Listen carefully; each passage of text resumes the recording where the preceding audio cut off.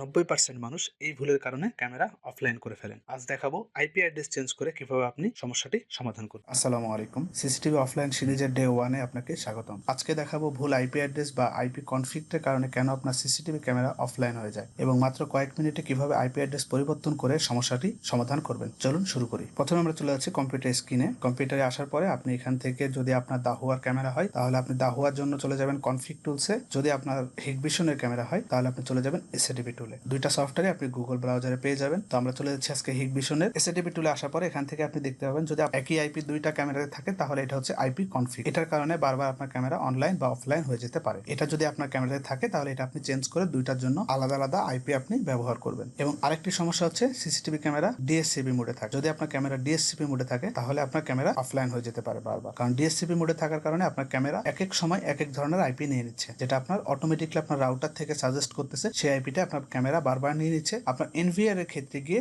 NVR এই আইপিটা detect করতে পারতেছে না, যে কারণে আপনার ক্যামেরা বারবার অফলাইন হয়ে যাচ্ছে। তো আপনি এখান থেকে আপনার ক্যামেরাটা স্ট্যাটিক মোডে করে নেবেন। তো দেখুন আমরা কিভাবে এটা স্ট্যাটিক মোডে করে নিই। আপনি এখান থেকে আপনার আইপিটা দেখবেন, দেখার পরে আইপিটা যে কোনো গুগল ব্রাউজারে গিয়ে আপনি ব্রাউজ করবেন। যে ক্যামেরা আইপিটি চেঞ্জ করবেন সেই ক্যামেরা আইপিটি আপনি গুগল এসে লিখবেন। লেখার পরে এখান থেকে আপনার ইউজার নেম এবং পাসওয়ার্ডটি দিয়ে দিবেন। আপনার ক্যামেরা যেটা অ্যাডমিন ইউজার নাম এবং পাসওয়ার্ড আছে সেটা অ্যাডমিন পাসওয়ার্ড দিয়ে এটা লগ ইন করে নেবেন। লগ ইন করে নেওয়ার পরে এখান থেকে কনফিগারেশন নামে যে অপশন আছে এই অপশনে চলে যাবেন। কনফিগারেশনে আসার পরে এখান থেকে আপনি চলে যাবেন নেটওয়ার্ক নামে যে অপশন, নেটওয়ার্কে আসার পরে এইখানে হচ্ছে আপনার সব থেকে গুরুত্বপূর্ণ কাজ।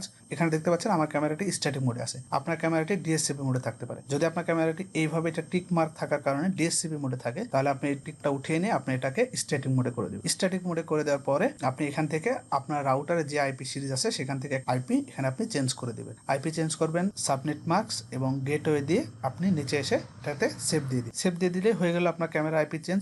আইপি অ্যাড্রেসটি চেঞ্জ করার পরে আপনি চলে যাবেন আপনার এনভিআরে এসে আপনার যে আইপি অ্যাড্রেসটি আপনি নতুন দিলেন সেই আইপি অ্যাড্রেসটি আপনার এনভিআর এর মধ্যে কানেক্ট করবেন। আপনি কিভাবে ক্যামেরাটা এনভিআর এর মধ্যে কানেক্ট করবেন সেটা নিয়ে আমি আরেকটি ভিডিও বানাবো, সেটা আপনাদেরকে দেখিয়ে দেবো। আজ ছিল সিসিটিভি অফলাইন সিরিজের ডে 1। আগামী পর্বে দেখাবো আরেকটি গুরুত্বপূর্ণ কারণ যার জন্য সিসিটিভি ক্যামেরা বারবার অফলাইন হয়ে যায়। তাই টিআর টেকনিক্যাল বিডি পেজটি ফলো এবং চ্যানেলটি সাবস্ক্রাইব করে রাখুন।